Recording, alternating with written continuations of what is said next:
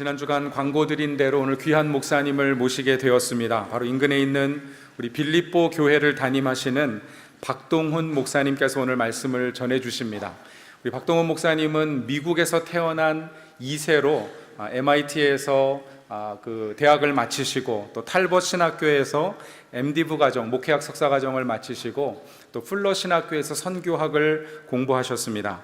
1991년도에 우리 베델 교회 부임하셔서 그 당시에는 우리 영어권 대학부를 위해서 사역하시면서 또 선교 목사로 선교하는 일을 또 돕는 사역을 감당하셨습니다. 1994년까지 사역을 하시다가 이제 선교사로 부름받고 LA로 가셔서 준비해서 1996년부터 2015년 우리 빌립보 교회 청빙을 받기 전까지 20년간 인도네시아 선교사로 사역을 해 오셨습니다. 2016년에 부임을 하셨고요. 우리 목사님 가정에 3남 1녀를 두셨습니다. 4명의 자녀를 두셨는데 저랑 숫자는 같은데 성비는 조금 다릅니다.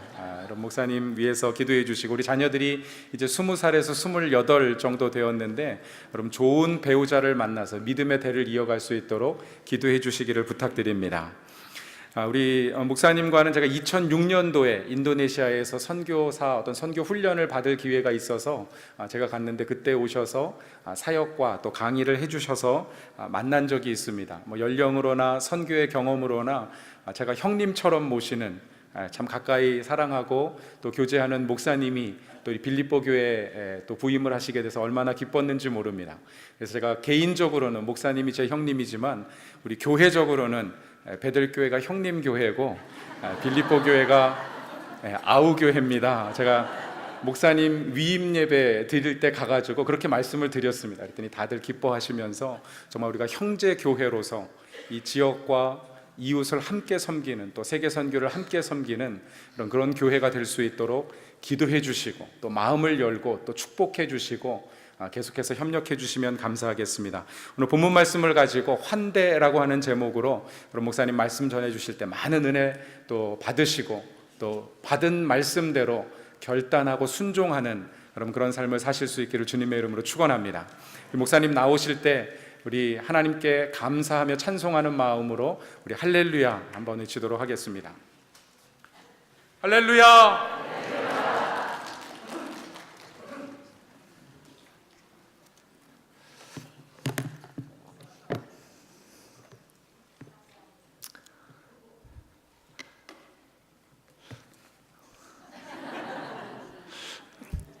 얼굴 좀 봐야 되잖아요, 그렇죠? 샬롬. 네, 백 목사님 감사합니다. 소개해 주시고, 제가 백 목사님 처음 뵀을 때는요, 우리 둘 다 콧수염이 있었어요. 기억하시는지 모르겠어요. 네, 근데 우리 백신조 목사님의 콧수염은 제 콧수염보다 훨씬 더 푸짐했습니다. 그리고 여기도 있고, 그런데 여기 오니까 싹 없어졌거든요.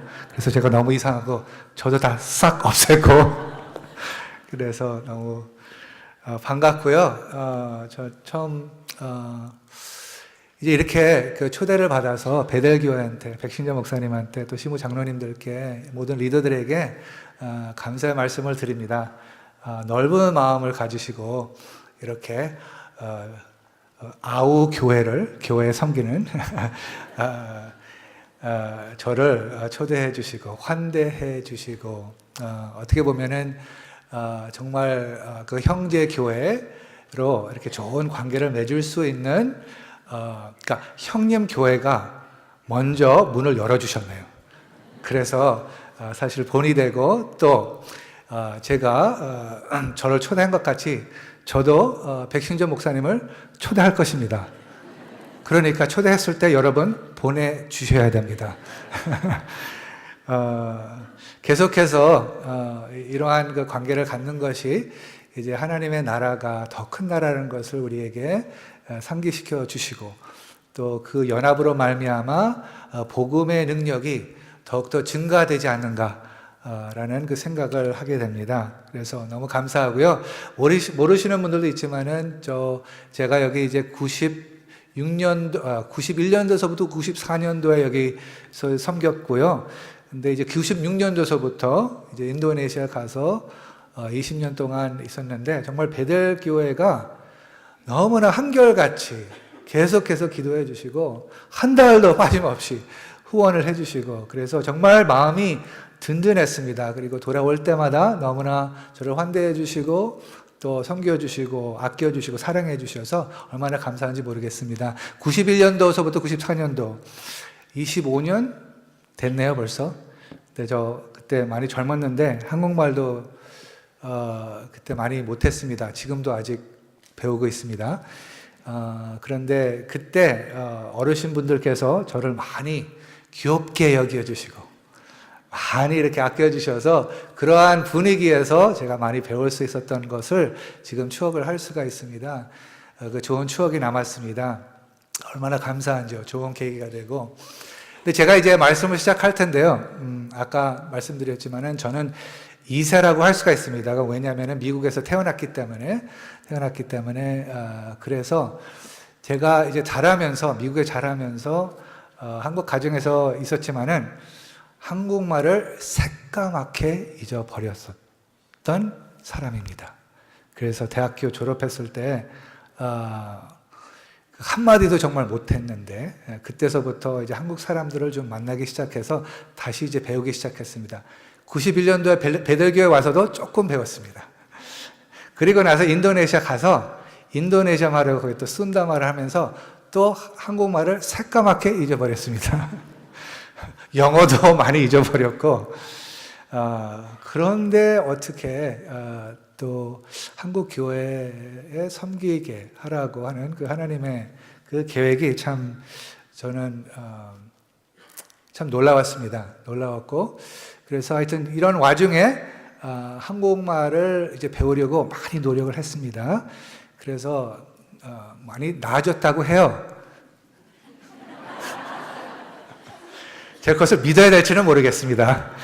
그런데 아직도 실수를 많이 해서 시작하기 전에 여러분의 양해를 부탁합니다. 제가 조금 이상한 말을 하면은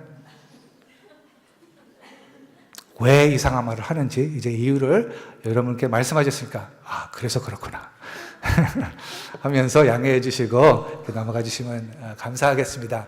자, 하나님의 말씀은 이제 30주년 이 세계 선교센터 설립 30주년 기념을 맞이하여서 오늘 선교 주일 예배를 드리는데 그래서 오늘의 말씀의 주제는 선교에 관하서입니다. 하나님의 말씀을 선포하기 전에 잠깐 한 번 더 고개를 숙여서 하나님께 기도하고 시작을 하겠습니다. 하나님, 우리를 하나님의 자녀들로 삼아주시고 선교의 사명을 주셔서 너무나 감사합니다. 오늘 베델교회 와서 이렇게 형제교회 대표로서 와서 이제 하나님의 말씀을 같이 선포하고 묵상할 수 있는 기회를 주셔서 감사합니다.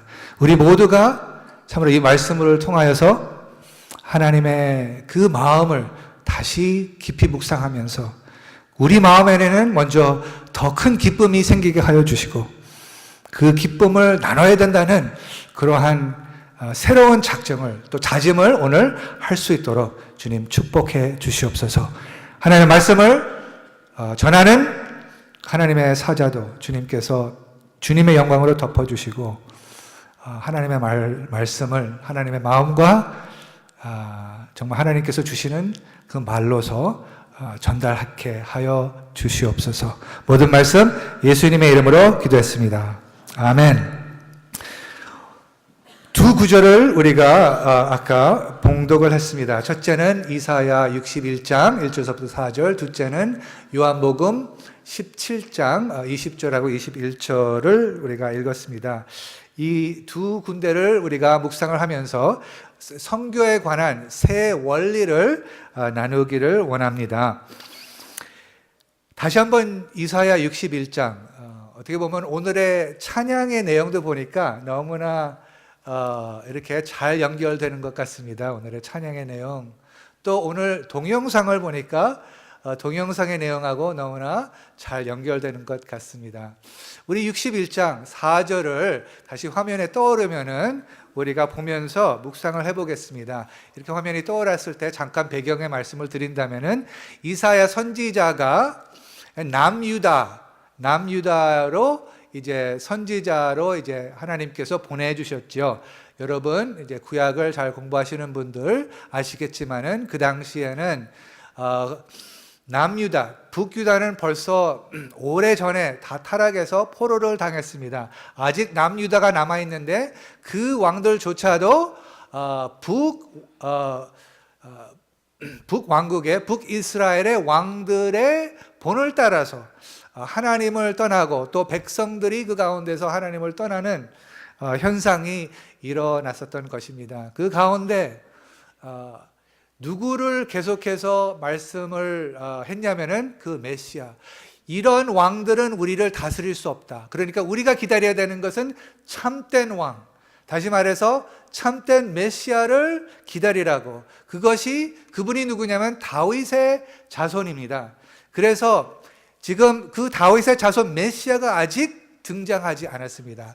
등장하기 전에 지금 이 정말 엉망진창의 상황 속으로 선지자들을 보내서 이 메시아가 올 것이라고, 이 메시아는 다른 리더들하고 다를 것이라고 이렇게 선포를 해 주셨습니다. 그래서 그 이사야 선지자가 이 메시아에 대한 그 예언을 하는 그 구절이 1절서부터 4절뿐만 아니라 1절서부터 11절까지 다 메시아, 또 메시아의 역할, 또 결과에 대해서 우리에게 말씀해 주시는데 1절서부터 4절만 보겠습니다. 여기에 보면은 4절에 보면은 그들은 오래 황폐하였던 곳을 다시 쌓을 것이며 옛부터 무너진 곳을 다시 일으킬 것이며 황폐한 성읍 곧 대대로 무너져 있던 것들을 중수할 것이며, 이 두 가지를 좀 주목했으면 좋겠습니다. 첫째는 계속해서 황폐라는 그러한 표현이 나오잖아요. 그리고 여기 대대로 무너져 있다는 그러한 표현이 나옵니다. 그러면 여러분은 무엇을 상상을 할 수 있습니까? 대대로 무너져 있다는 것은 1년, 2년, 3년 무너져 있는 곳이 아니라 대대로 generation after generation, 이게 오랫동안 무너져 있는 곳에서, 그런 것은 어떻게 보면 인간이 보면은 거기는 저주받는 것이다, 저주받은 가정이다 라고 사람이 이렇게 말을 할 수가 있습니다. 근데 할렐루야, 예수님은요 대대로 무너진 곳들도 다시 일으킬 수 있는 능력이 계십니다. 그것이 우리의 소망입니다. 여기에 보니까, 근데 그것을, 그 대대로 무너져 있던 성읍, 황폐한 성읍을, 오랫동안 황폐한 성읍들 다시 쌓을 것이라. 근데 하나 이상한 게 있죠. 여기 보면은 제가 아까 메시아가 이런 일을 한다고 그랬는데 여기 보니까 그들은 복수가 나오네요. 단수가 아니고 복수가 나오네요. 왜 복수가 나올까요? 그것은 우리가 1절서부터 이제 좀 훑어서 이제 볼 필요가 있습니다. 그들이 누구니까? 메시아는 단수인데 여기는 그들이라고 그랬습니다. 그래서 그들이가 누구일까요? 우리 1절서부터 보면은 좋겠습니다. 1절에는 이 말씀이 있습니다. 주 여호와의 영이 내게 내리셨으니, 내게가 메시아입니다. 메시아를 예언하는 것이어서. 그래서 이 구절을 누가복음 4장 18절하고 18절에 보면은 예수님께서 성령으로 세례를 받으시고 광야에 가서 시험을 받으시고 거기 떠나서 이제 그 마을로 들어가기 시작합니다. 그런데 이제 누가복음 4장에는 나사렛이라는 그 고향으로 돌아가서 거기에 있는 회당 안에서 이제 공생애의 미션, 예수 그리스도의 미션을 선포하는 장면이 거기서 나오는데, 바로 그때 이사야 61장 1절서부터 4절을 인용하는 그 구절이 거기서 나옵니다. 그래서 여기에 보면은 주 여호와의 영이 내게 내리셨으니 라는 것은 무슨 뜻이냐면은 성령이 내게, 메시아에게 내리셨으니, 다시 말해서 이는 여호와께서 내게 기름을 부으사, 구별됐다는 것입니다. 왕이 됐다는 것을 말합니다.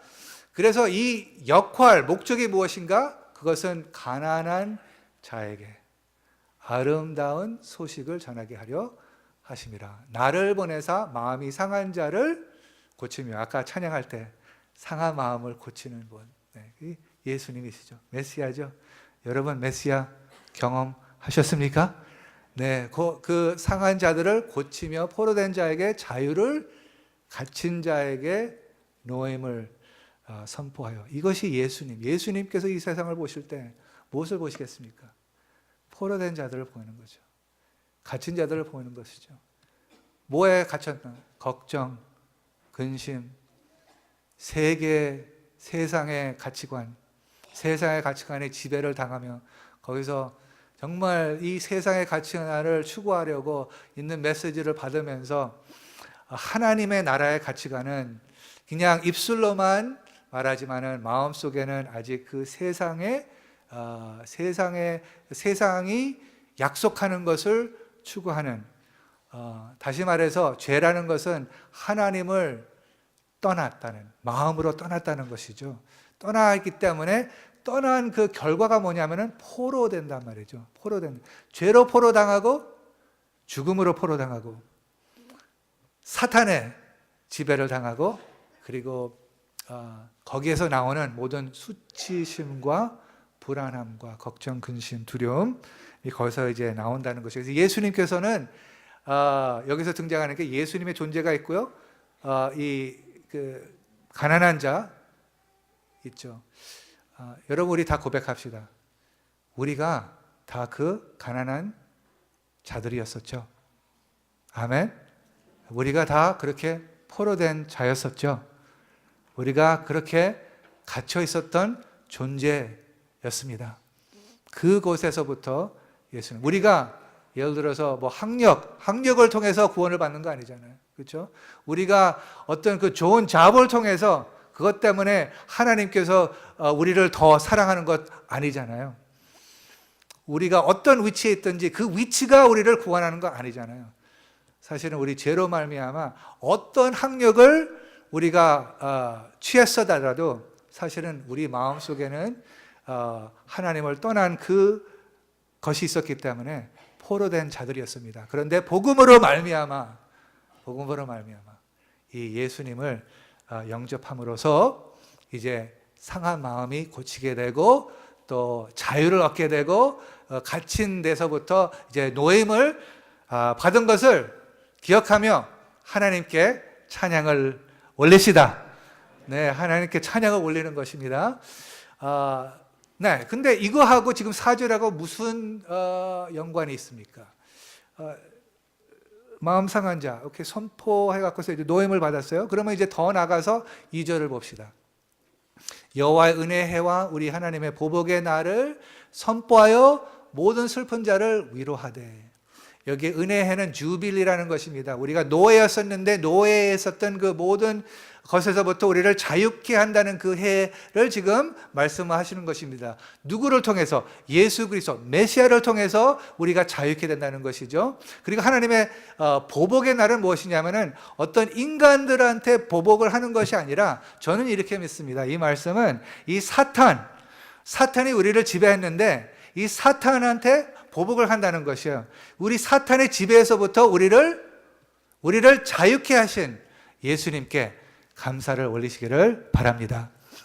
자, 그렇게 됐어요. 그러면 이제 그 모든 슬픈 자를, 그 은혜를 통하여서 슬픈 자를 위로를 하셨습니다. 그 위로하시고 나서 그 다음 구절을 봅시다.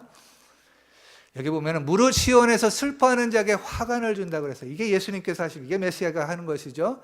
죄를 대신하며 그 기쁨의 기름으로 그 슬픔을 대신하며 찬송의 옷으로 그 근심을 대신하시고, 이것이 예수님께서 우리 안에 들어오시면서 임재하시면서 우리가 경험하는 것이죠. 아멘. 여러분이 처음에 찬송할 때 기쁨을 누리신 것을 이 시간 기억하시기 바랍니다.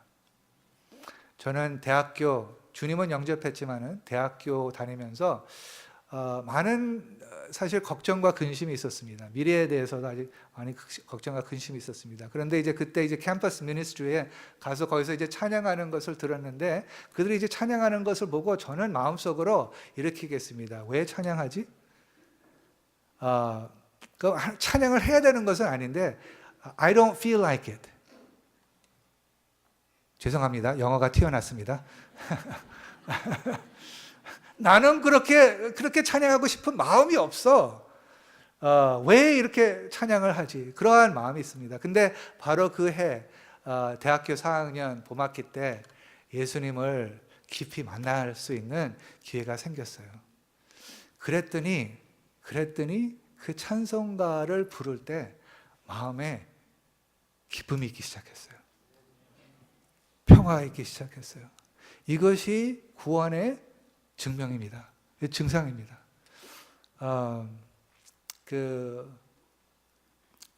이제 그때 이제 모든 그때 논문을 쓰면서 아주 밤을 새고 하는데 이제 고달픈데 그런데 이제 새벽 5시 때 다시 이제 집으로 돌아올 때 그냥 짧은 그 찬송을 하는 추억이 지금 저한테 남겨 있습니다. 그때서부터 뭐 계속해서 찬양한 것은 아닌데 그 찬양의 맛을 그때 보면서 이것이 구원이구나. 그래서 여러분 예수님께서 메시아로 오신 그 목적은요, 우리 안 마음 속에서부터 그러한 평화의 기쁨의 그 속사람이 그 기쁨과 평화를 경험할 수 있도록, 그것이 천국에 가서 시작되는 것이 아니라 이 땅에서 시작되는 것을 다시 한번 기억하시길 바랍니다. 최근에 이제 찬송가, 제가 사실 한국 교회가 익숙하지 않잖아요. 찬송가도 좀 익숙하지 않은 면들이 있어요. 그래서 요새는 그냥 하나하나 이렇게 선택해 갖고서 좀 다시 이제 묵상하는 것을 가졌는데, 최근에 412장 새 찬송가 412장 평화. 이번에 그 가사 아시죠? 우리 찬양대 성가대 여기 있으시니까 제가 1절을 부를 때 같이 좀 불러주세요. 내 영혼의 그 깊은 데서 맑은 가락이 울려나네. 하늘 곡조가 언제나 흘러나와 내 영혼을 고이 싸네.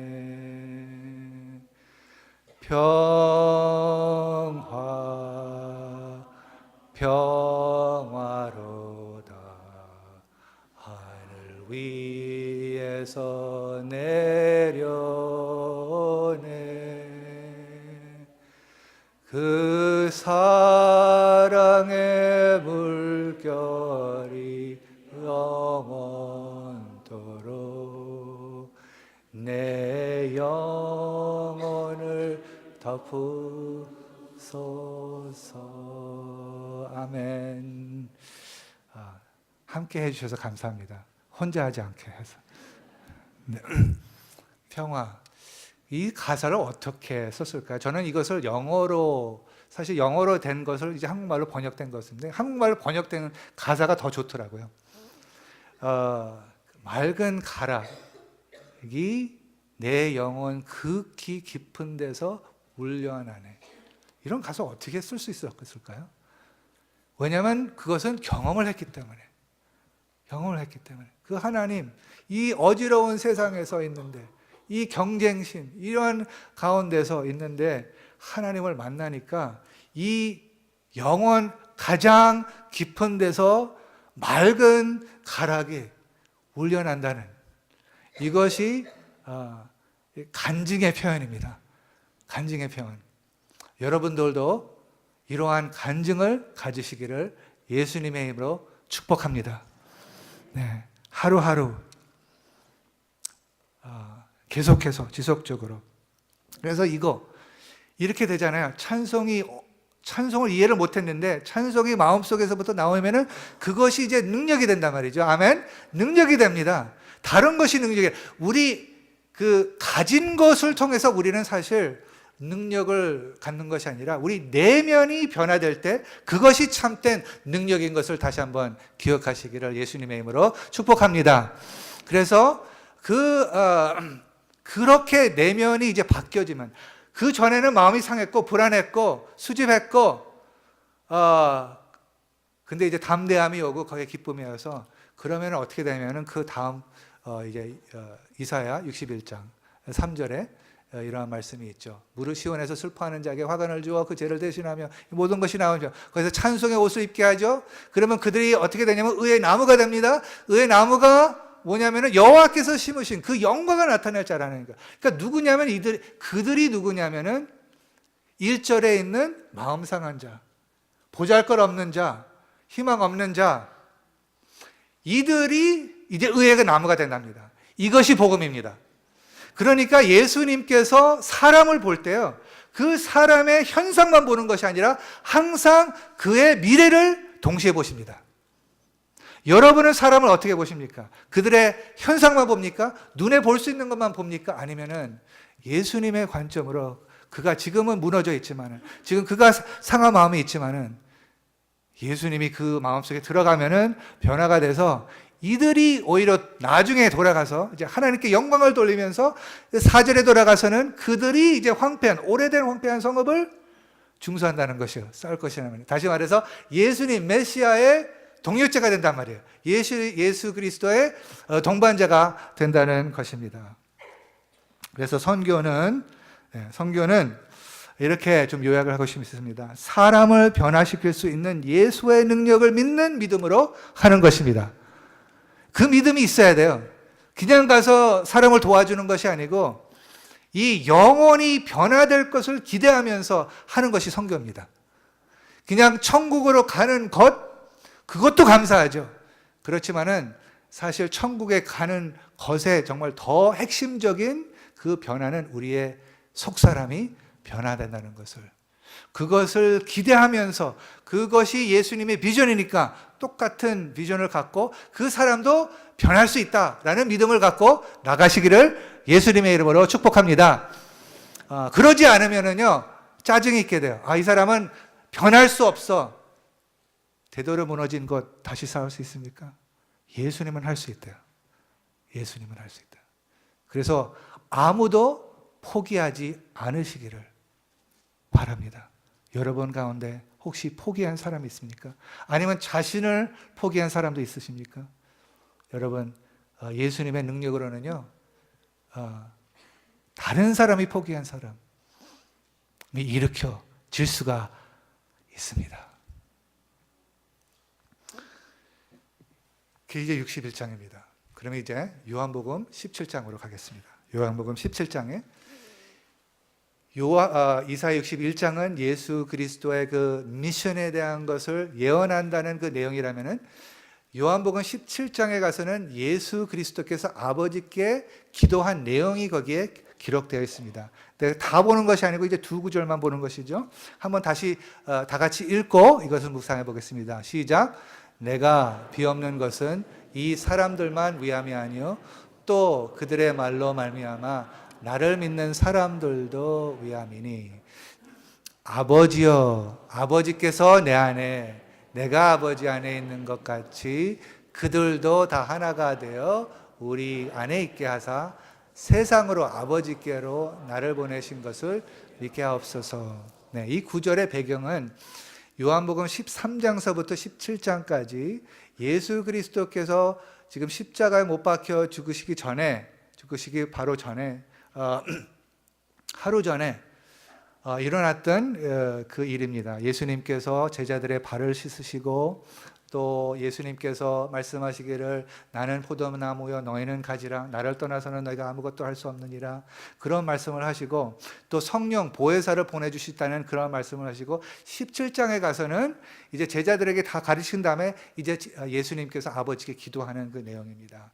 그래서 그 내용이 사실 이사야 61장 1절에서 4절 그 선포된 묘사된 그 구절하고 같이 연결을 하면서 봤으면 좋겠어요. 그래서 20절에 보면은 21절이 아니고 20절을 보면은 그 말씀이 내가 비옵는 것은 예수님께서 아버지께 기도하는 것입니다. 이 사람들만 위함이 아니요. 그러니까 제자들, 지금 옆에 있는 그 제자들뿐만이 아니라 그들을 위해서 기도하는 것뿐만이 아니라 그들로 말미암아, 그들의 말로 말미암아 나를 믿는 사람들도 위함이니. 그러니까 이것이 미션이에요. 이것이 미션이에요. 제자들을 통해서, 여러분과 나를 통해서, 저를 통해서 이제 다른 사람들이 예수님께 믿는다는 것은 삶을 완전히 바친다는 거죠. 삶을 완전히 그분에게 신뢰한다는 것이죠. 그냥 예수님께서 나를 위해서 죽으셨다는 어떤 그 지식적인 그게 아니라 그것을 믿기 때문에 완전히 삶을 바친다는 것이에요. 한 쪽은 그냥 이렇게 제쳐놓고 여기만 주는 것이 아니라 이 모든 것을 하나님께 이제 바칠 수 있도록 그런 믿음이 생기는 것이 이제 미션의 목적입니다. 그래서 그게 목적인데 그러한 것을 어떠한 말로 표현을 하냐면은 그 다음 구절에는 이 구절을 통해서 이 세상이 아버지께서 나를 보내신 것을 믿게 앞서 어떻게? 그럼 여기에 반복되는 단어가 있어요. 반복되는 단어가 뭔지 한번 보세요. 아버지가 있고 또 아내가 있죠. 네, 그 아내라는 표현에 좀 주목을 하고 싶습니다. 이 관계의 수준, 관계에 밀접한 수준은 다양하죠. 친한 친구가 있고 가정이 있고 또 뭐 학교에서 만나는 사람이 있고 또 교회에서 멀리서 뵈는 사람들이 있고 또 아니면 여러분이 같이 사역함으로써 같이 친하게 지내는 사람들도 있습니다. 하나님께서 우리를 구하셨을 때 하나님은 왕이시죠. 우리는 백성이죠. 근데 어떠한 관계일까요? 하나님은 왕이시고 우리는 백성이기 때문에 보통 그 가지고 있는 그 이미지는 뭐예요? 왕이신 분하고 백성들은 어떻게 해요, 왕에게? 절을 해야 되죠. 네, 무릎을 꿇어야 되죠. 그렇죠? 왕하고 백성들하고 갖고 있는 관계입니다. 맞아요. 우리가 그렇게 무릎 꿇고 우리가 절하고 엎드려 절해서 하나님을 경배를 해야 됩니다. 한편은. 그렇지만 하나님은 그것보다 더 친밀한 관계로 우리를 초대를 하셨죠. 그것은 무슨 관계예요? 아버지와 자녀들, 아버지와 아들, 딸. 그러니까 이제 하나님이 왕이신 것뿐만이 아니라 아버지가 되셨어요. 아버지. 그것은 훨씬 더 친한 밀접한 관계죠. 그것도 얼마나 감사한지 모르겠어요. 우리 하나님을 우주를 창조하시고 지금 주관하시는 그 위대 어마어마한 하나님을 나의 아버지라고 부르니까 여러분 최근에 혹시 좀 다른 사람이 여러분을 좀 낮게 봤을 때 마음이 좀 상처를 받으셨다면은 다시 한번 여러분의 정체성은 우주를 창조하시고 우주를 다스리시는 분이 여러분의 아버지시니까 떳떳하게 사시기를 바랍니다. 떳떳하게. 아무 누구나 나에 대해서 정죄하고 뭐를 하더라도 아버지는 나를 아들이라고, 아버지는 나를 딸이라고 부르신 것을 기억하시면서 담대하시기 바랍니다. 낙담하지 마시기를 바랍니다. 그러한 관계로 하나님께서 초대하시는데 오늘의 구절은 그거보다 더 가까운 관계라고 우리가 볼 수가 있습니다. 그게 뭐냐면은 아내로 초대하기 때문에 아버지와 어떤 자녀들도 이렇게 가깝지만 좀 거리가 있을 수가 있어요. 그렇죠? 그런데 안으로 들어온다. 그러니까 내가 아버지 안에, 아버지가 내가 안에, 그리고 이 믿는 사람들이 하나가 돼서 우리 안에, 그러니까 아버지와 아들과 성령 안에 성삼위일체 그 중심으로 환대를 받았다는 것입니다. 이것이 너무나 놀랍지 않으세요? 놀라지 않으셨으면 좀 놀라기 바랍니다. 좀 놀라야 되는 것이에요. 그냥 지나가면 안 되는 거예요, 이거는. 그러한 그 성삼위일체 그 속으로 우리가 환대를 받았으니까 우리가 들어가야 되지 않을까요? 그 안에는 뭐가 있을까요? 우리 지금 배경이 요한복음 13장서부터 17장이라고 그랬잖아요. 그러니까 그 안에 들어가서 보면은 이 세 단어가 반복돼서 나옵니다. 이게 뭐냐면은 사랑하고 기쁨하고 평화예요. 성삼위, 아버지가 아들에게 주는 기쁨, 아들이 아버지에게 주는 기쁨, 성령이 갖고 있는 평화, 이것이 이제 성삼위일체 소유된 그 곳이거든요. 그러니까 거기에 이제 환대를 받으니까, 그러면 거기 들어가면 우리가 무엇을 경험해야 되죠?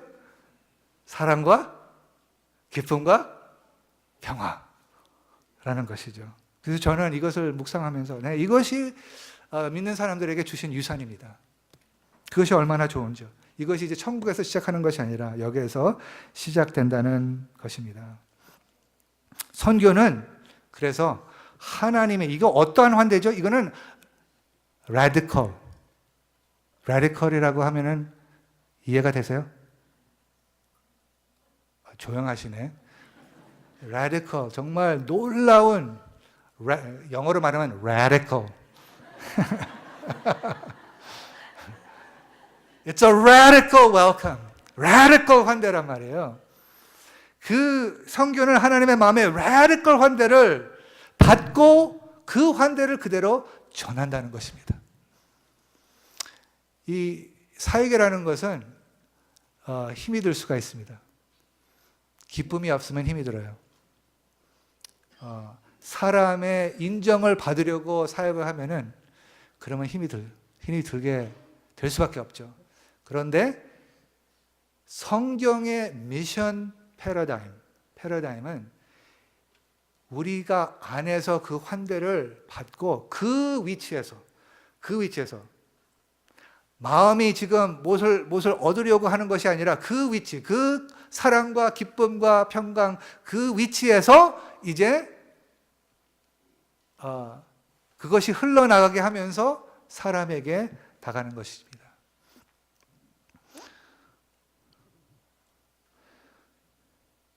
그렇지 않을 때 힘이 빠지고 또 갈라지고 그럴 수가 있죠.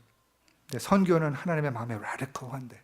여러분, 어떠한 선교 현장에 가시거든 이러한 마음으로 거기에 있는 분들에게 하나님의 환대를 전하시기를 예수님의 이름으로 축복합니다. 마지막으로는 똑같은 이 구절에서부터 나오는 그 말씀이 21절에 아버지여 아버지 것은 내 안에 내가 아버지 안에 있는 것 같이 그들도 다 하나가 되어 우리 안에 있게 하사 세상으로 아버지께서 나를 보내신 것을 믿게 하옵소서. 그러니까 하나가 된 거하고 세상이 믿는 거하고 연결을 시켜서 지금 기도를 하신 것입니다. 여기서 우리가 무엇을 알 수 있을까요?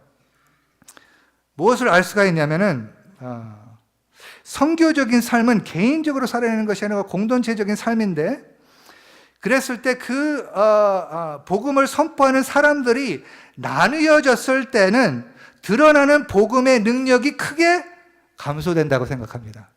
무슨 뜻인지 아시죠? 갈라지면은, 이 하나가 돼야 되는데 갈라졌으면은, 나누어졌으면은 그 복음을 선포해야 되는데 그 능력이 감소된다는 것입니다. 그렇지만은 반면에 우리가 함께 참여할 때 드러내는 복음의 능력이 크게 증가한다는 것을 기억하시면서 그 연합을 추구하시기를 예수님의 이름으로 축복합니다. 왜 세상들이 교회를 조롱합니까? 사랑하면서 이 관계가 깨졌을 때. 그렇죠? 사랑에 대해서 계속해서 말을 하면서 그 깨졌을 때. 그러니까 말로서는 하나님이 사랑하십니다. 이 사랑이 중요합니다. 하는데 우리 삶을 통해서는 그러지 않았을 때 그 복음의 능력이 감소된다는 것이죠. 그렇죠?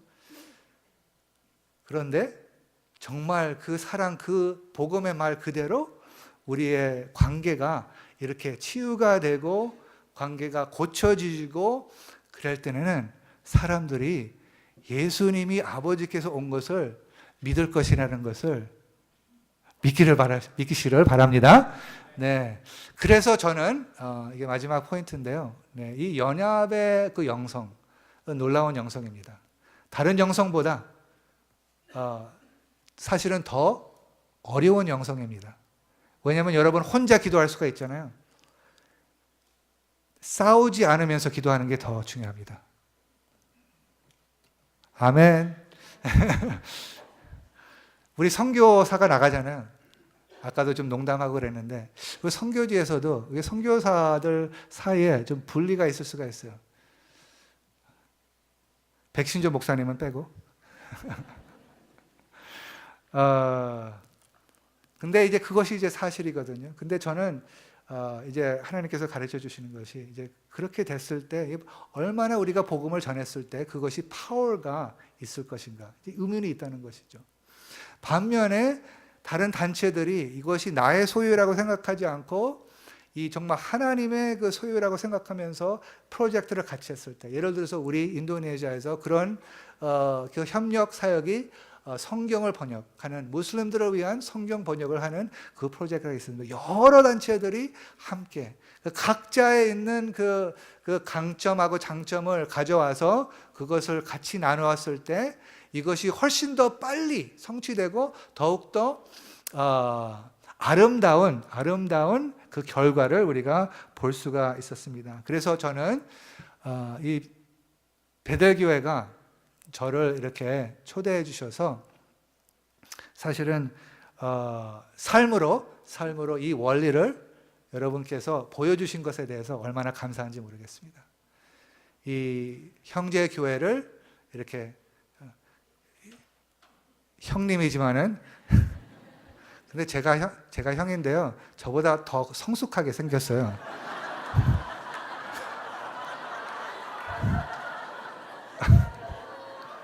정말이에요.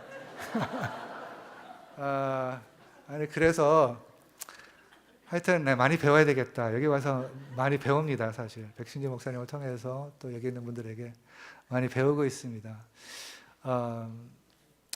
그래서 이제 나중에 또 우리도 초대를 하고 서로 이제 교류를 하면서 한 마음이 있었을 때 뭐 크게 이렇게 뭐 보이는 것보다 그냥 우리 마음 속에 서로 존중하는, 서로 아끼는, 서로 귀하게 여기는, 서로를 위해서 기도하는 마음이 있다면은 사실은 그것을 누가 보겠습니까? 하나님이 보시고요, 천사들이 보고요, 또 누가 본지 알아요? 사탄이 봅니다. 사탄이 그것을 느낄 수가 있어요. 연합된 마음. 부부 사이에도 그러한 연합이 있으면은요, 거기에는 그 악한 영들이 침범할 수가 없는 것이에요. 그래서 연합이 중요하다는 것이죠. 이 연합이 어디서 오냐면은 성삼위일체에서 오는 것이에요. 그 개념이 어디서 옵니까? 그 안에 있는 하나가 하나님께서 우리에게 가지신 그 비전이란 말입니다. 그래서 여러분 계속해서 정말 마음속으로 서로 위해서 기도하고, 제가 참으로 너무나 감탄했어요.